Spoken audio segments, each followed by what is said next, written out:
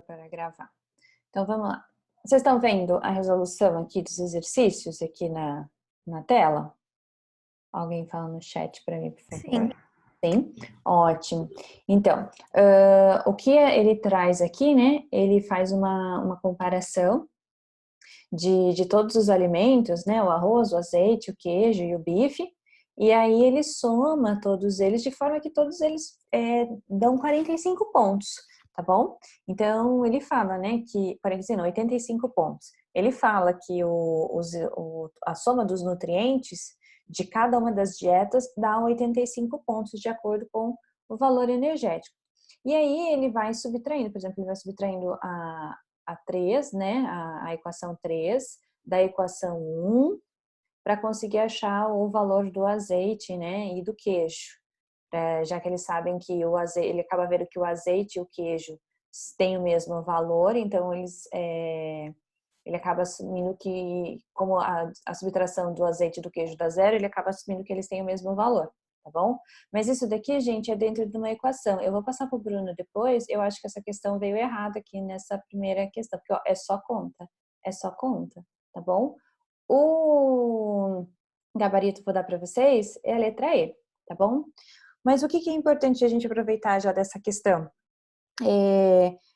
Ele traz aí, né, nutrientes que tem, alimentos, né, que tem tanto carboidratos, lipídios e proteínas. Acho que a única mesmo que a gente consegue tirar, assim, de nutrientes é a alternativa, a frase 2 que fala assim, ó, o macronutriente presente em maior quantidade no arroz é o carboidrato. Sim, tá? Então, o arroz, ele é rico em carboidrato, o azeite é rico em lipídio e o bife é rico em proteína, certo? O queijo também, que não tá na tabela, ele também é rico em proteína, tá? Então, são as nossas principais fontes de proteína. Então, essa eu vou passar depois pro Bruno para ele explicar direitinho para vocês, porque embora não pareça ser um negócio muito difícil, eu não sou a melhor pessoa para explicar para vocês, tudo bem? Então, ela é só de conta aqui, ó, continha, continha, continha, tá bom? Tudo bem? Ok. Vamos para 2, então. Agora deixa eu me fechar aqui. Deixa eu fechar tudo aqui. E aí a gente vai para 2. A 2 vocês pediram, né, para eu fazer também. E ela fala o seguinte, essa é bem bacana, é da FUVEST. Ele coloca assim, a atividade das enzimas é influenciada pelo pH. O gráfico abaixo mostra a velocidade da reação de duas enzimas. Eu vou abrindo aqui, enquanto eu vou abrindo, compartilhando com vocês, observem aí que vocês têm um gráfico que mostra a variação de pH e a velocidade da reação. Enzimas são um grupo de proteínas que são capazes de catalisar uma reação, fazer com que uma reação ocorra de forma mais rápida e mais eficiente, com o menor gasto de energia. Então, quando você tem uma enzima realizando uma atividade, você tem certeza que a reação vai ser mais rápida e com um menor gasto de energia. Só que as enzimas são proteínas e a gente sabe que proteína é sensível a duas coisas: a variação de pH e a variação de temperatura. Então, quando você tem o aumento da temperatura e a variação do pH, seja para baixo ou seja para cima, você tem uma perda da estrutura da proteína. A proteína, ela é formada por aminoácidos. E o fato dela ser formada por aminoácidos, a ligação entre os aminoácidos que a gente viu lá era a ligação peptídica. Pensem então que esses aminoácidos ligados uns aos outros formam um colarzinho de pérolas, que vai se enrolando, vai se enovelando. Então é como se você tivesse, né, os aminoácidos um ligados atrás do outro, formando um colarzinho, e esse colarzinho vai se enrolando, se enovelando. Então a proteína, ela fica enovelada. Essa estrutura enovelada é a estrutura ativa dela, que a gente chama de estrutura nativa, é quando a proteína funciona corretamente, certo? Só que essa estrutura é mantida por pontes de hidrogênio. Pontes de hidrogênio são ligações fracas que, quando você começa a aumentar a temperatura ou variar o pH, elas vão se desfazendo. e, consequentemente, a estrutura da proteína também vai se desfazendo. As ligações entre os aminoácidos não se desfazem, porque as ligações entre aminoácidos são ligações peptídicas e elas são ligações fortes. Mas essas ligações de hidrogênio que ocorrem entre os aminoácidos quando a cadeia está enovelada, ela é uma ligação fraca. E aí, com o aumento da temperatura ou variação do pH, o pH tanto para cima quanto para baixo, o que vai acontecer? A proteína desnatura. Esse gráfico mostra o seguinte para a gente: duas enzimas, a pepsina e a tripsina. Supondo que vocês não saibam quem é ela, que talvez vocês nunca tenham ouvido falar. O que você consegue saber? Conforme eu vou aumentando aqui o pH, eu vou tendo variação na velocidade da reação que essa enzima faz. Então, quanto mais eficiente for a enzima, mais rápida vai ser a reação, certo? Então, observe a pepsina. Em pH zero, a velocidade da reação dela é zero. Mas conforme eu vou aumentando o pH, o que vai acontecendo com a velocidade da reação? Vai aumentando. Vocês estão vendo, né? A minha tela aqui, né? Então, supondo que está tudo funcionando bem. O que acontece? Chega uma hora que em torno do pH 2, a pepsina está no máximo da sua atividade. Veja, ela chegou aqui, ó, a velocidade da reação está indo super rápida, ela está indo super bem. Se você continuar aumentando o pH, o que vai acontecer com essa velocidade da reação? Vai cair também. O que eu entendo com isso? Eu entendo que o pH 2 é o pH ótimo para a pepsina. É o melhor pH que a pepsina pode atuar. Por quê? Porque é o pH onde a pepsina atinge o máximo da sua velocidade. Se eu precisar abaixar ou subir o pH, o que vai acontecer? A minha pepsina vai desnaturar, ela vai perder a estrutura, vai quebrar as suas pontes de hidrogênio e quando ela quebra essas pontes de hidrogênio, ela perde a sua forma. Se ela perdeu o seu formato, ela perde a sua função. Então, aqui nesse gráfico, eu entendo que a pepsina está no máximo da sua velocidade em pH 2. pH para baixo, pH para cima, ela já perdeu a sua função. Tudo bem? Até aqui, deu para entender? Sim. Ótimo. A mesma coisa acontece com a tripsina. A tripsina, ela tá sempre sem atividade, pH 0, 1, 2, 3, tá. Quando chega no pH 6, ela começa a ter a sua atividade. E aí, conforme eu vou aumentando o pH, essa atividade dela vai aumentando e a velocidade da reação que ela catalisa vai aumentando também. Até que chega em pH 8. pH 8 está no máximo da capacidade da tripsina.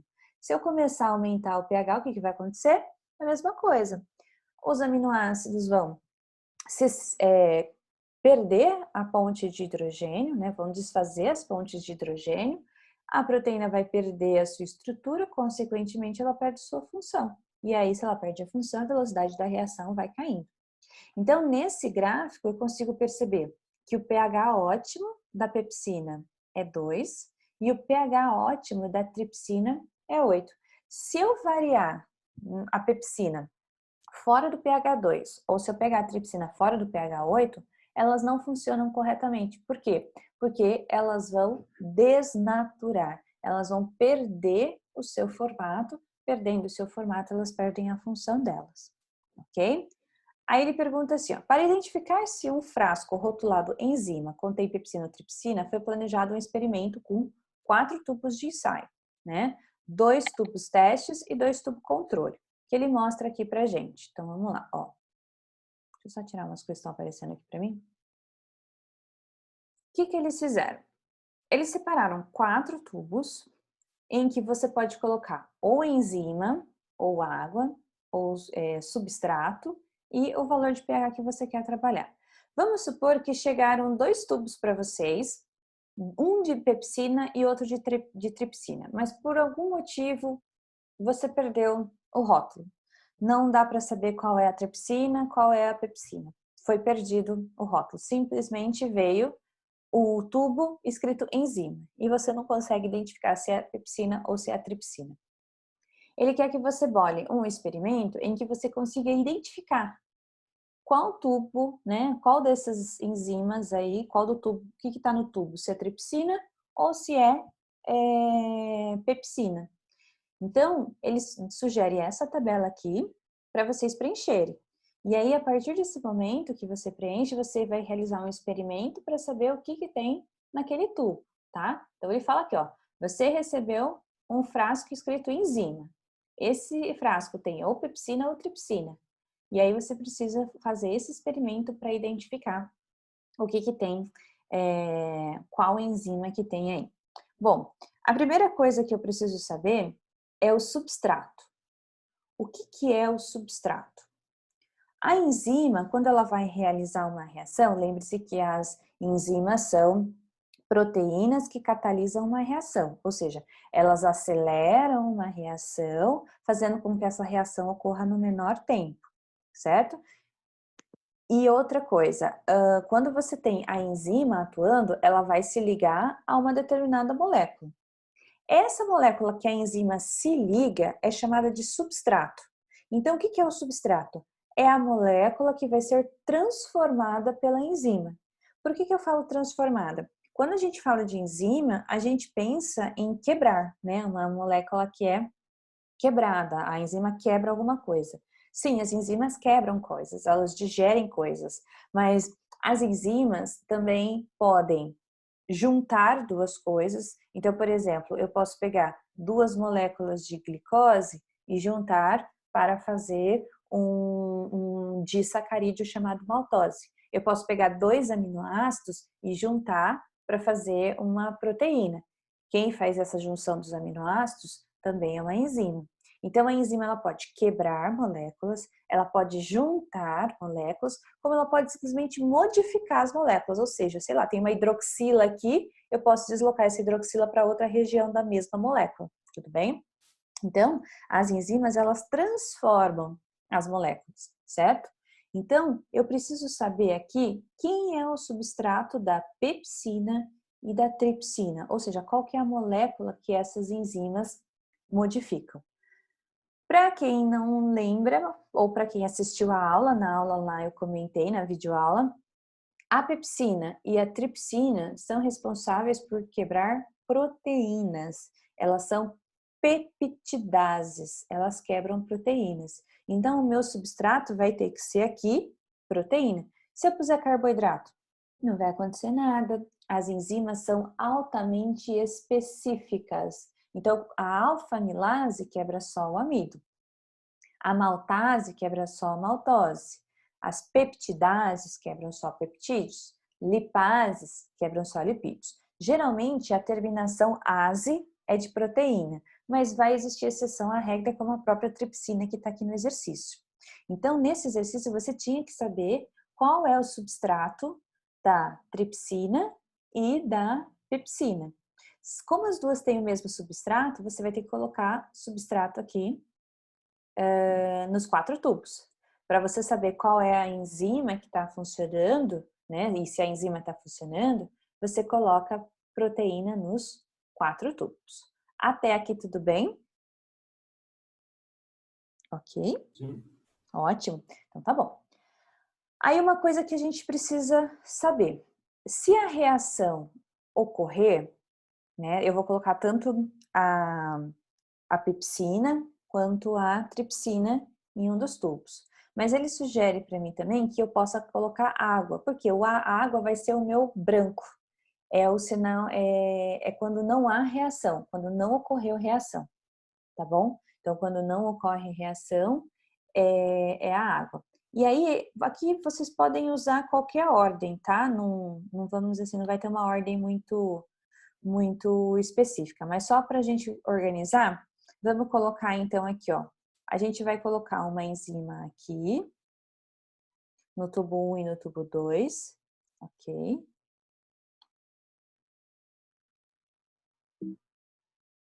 No tubo 1 e no tubo 2 a gente vai colocar a enzima, certo? E no tubo 3 e no tubo 4, a gente vai colocar água. Só para facilitar aqui um pouco, por aqui.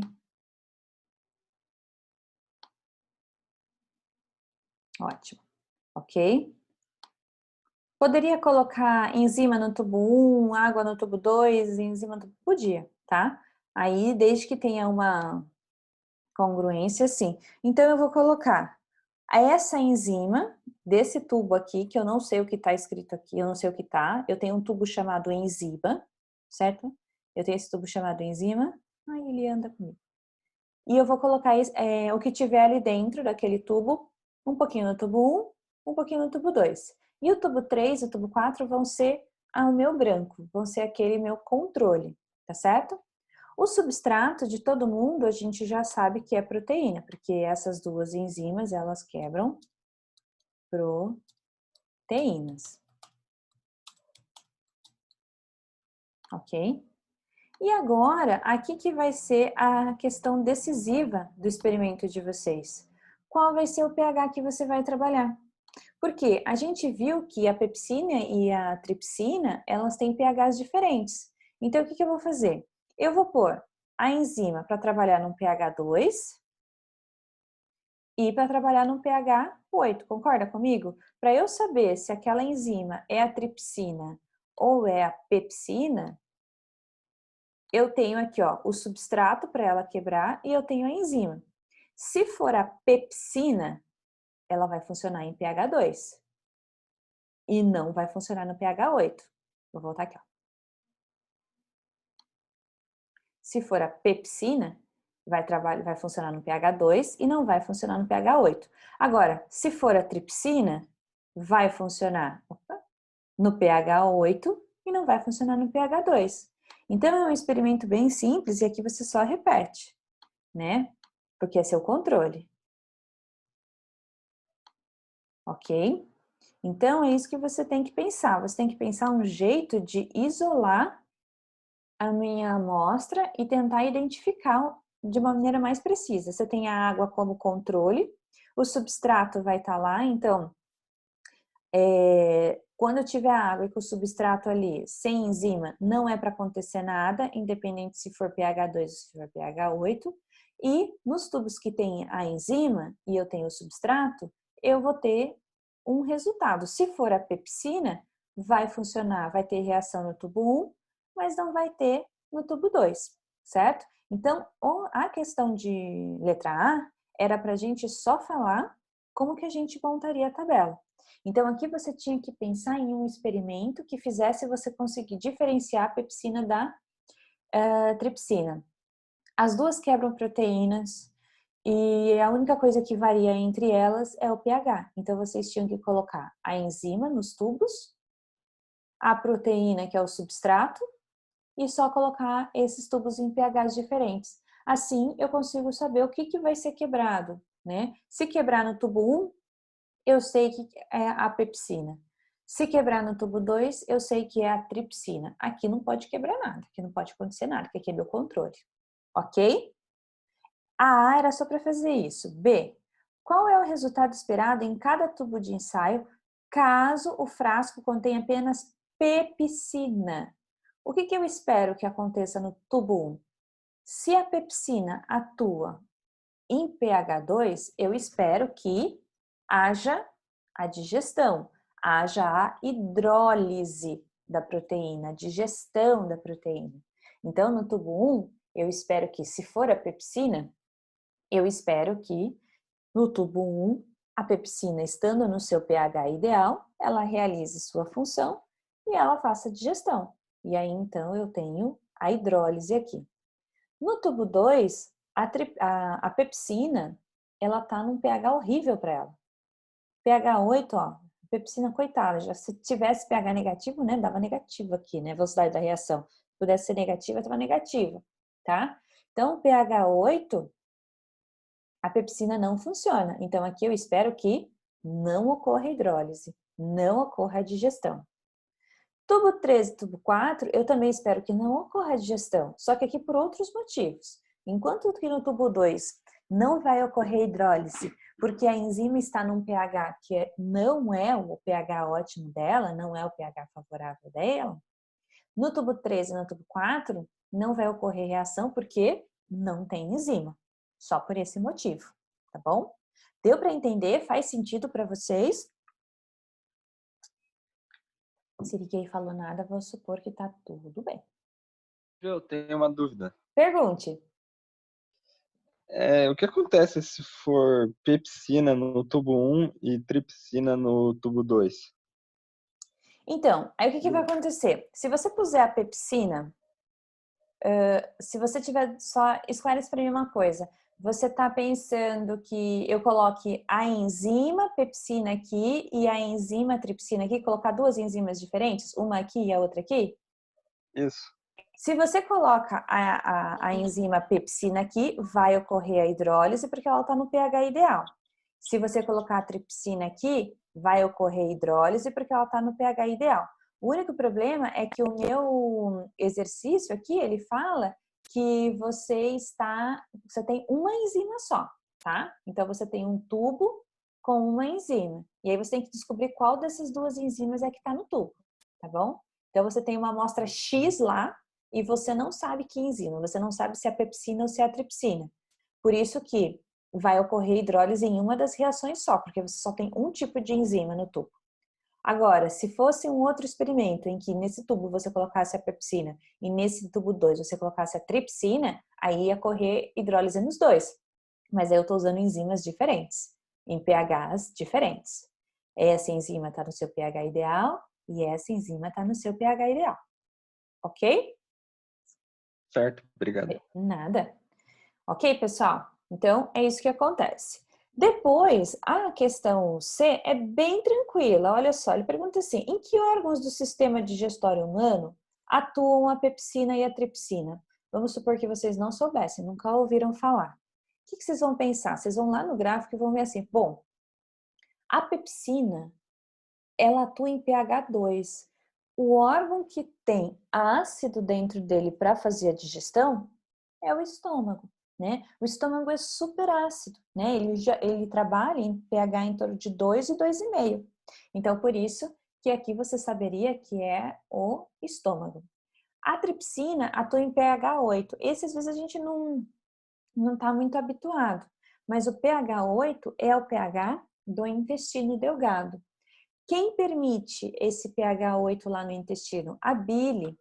A bile é formada por uma base, né? Ela é formada por hidróxido de sódio, NaOH, e aí ela faz com que o pH do intestino fique um pouquinho básico, né?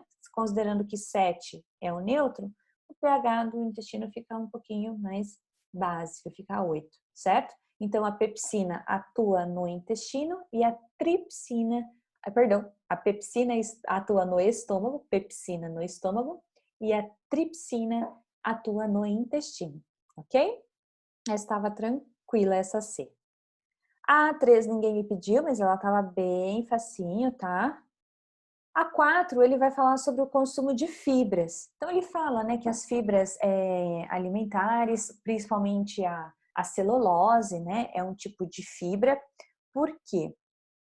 Porque a celulose, ela é um polímero de glicose. Ela é formada por várias glicoses, uma ligada atrás da outra. Mas o amido também é um polímero de glicose. O glicogênio também é um polímero de glicose. Qual que é a diferença? A ligação entre as glicoses no amido e no glicogênio são ligações que a gente chama de ligações do tipo alfa. Então, são ligações lineares, são ligações retas. E nós temos enzimas para quebrar essas ligações lineares, essas ligações retas. Essas ligações entre as glicoses do amido e do glicogênio. Já na celulose, as ligações entre as glicoses são cruzadas, são chamadas ligações do tipo beta. A gente não tem enzimas para essas ligações. Então, as fibras alimentares, a gente não consegue digerir essas fibras porque nós não temos enzimas para fazer a digestão dessas fibras, né? Essas ligações do tipo beta precisam de enzimas específicas. E essas da celulose, principalmente, a gente não tem enzima para isso, certo? Então, elas são consideradas importantes para o nosso organismo, né? Todo mundo fala, precisa consumir fibra, precisa consumir fibra. Por quê? As fibras, por elas não serem digeridas, elas vão ser, o nosso intestino vai receber essas fibras lá e vão querer digerir vai querer digerir essas fibras de qualquer jeito. Então, o que ele vai fazer? Vai jogar bile em cima dessas fibras, certo? Vai jogar essa bile em cima da fibra para tentar digerir essa fibra e não vai conseguir. Não vai conseguir. Vai formar uma substância bem pastosa e essa substância bem pastosa aumenta o trânsito intestinal. Por isso que quando a pessoa está, né, com o intestino preso, falam para comer bastante fibra, porque a fibra vai formando uma substância bem pastosa no intestino que vai aumentando o movimento intestinal, o fluxo intestinal, né, de forma que o intestino volta a funcionar normalmente.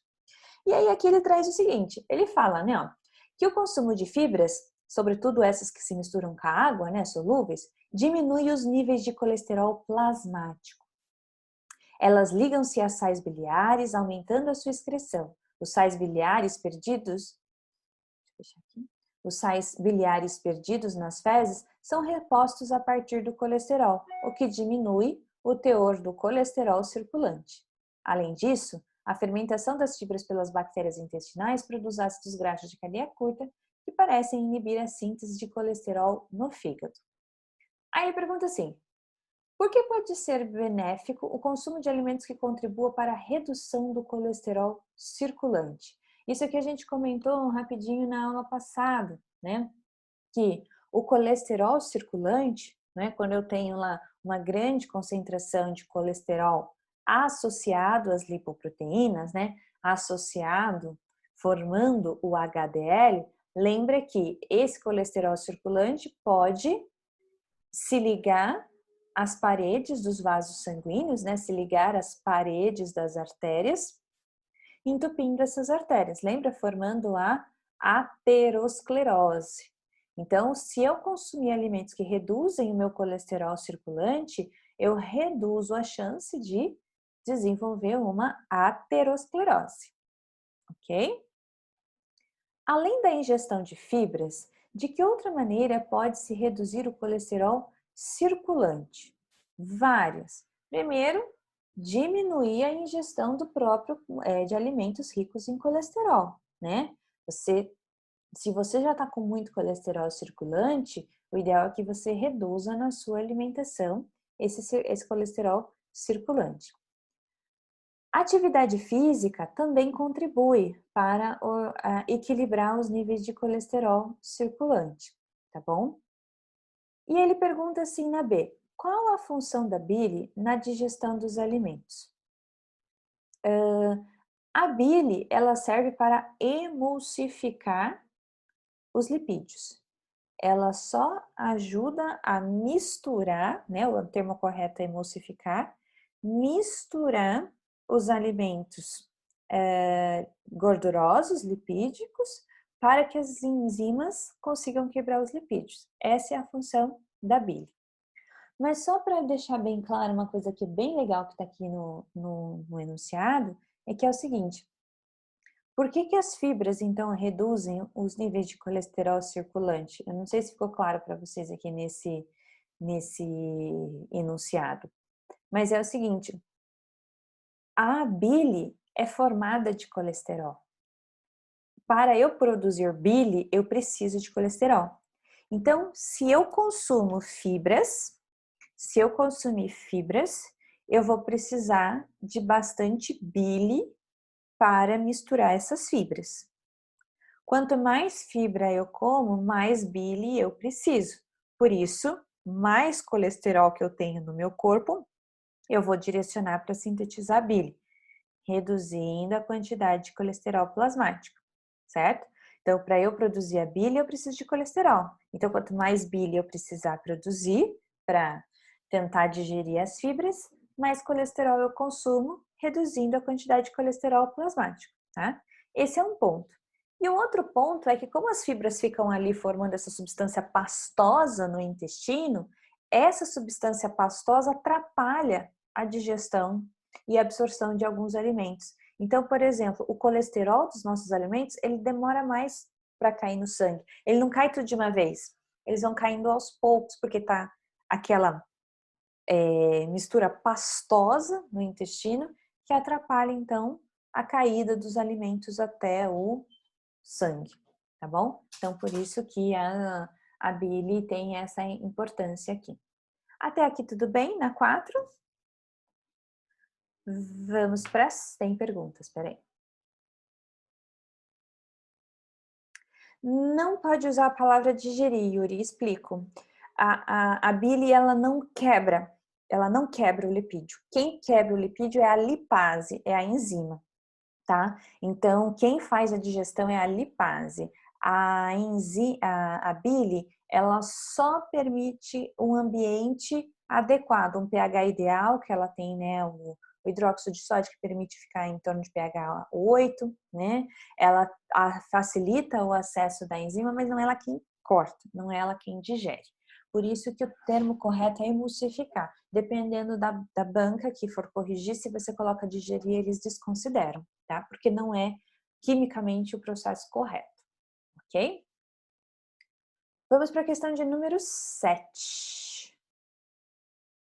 Essa é bem legal, tá? Essa também é um assunto que a gente vai discutir um pouco mais para frente também.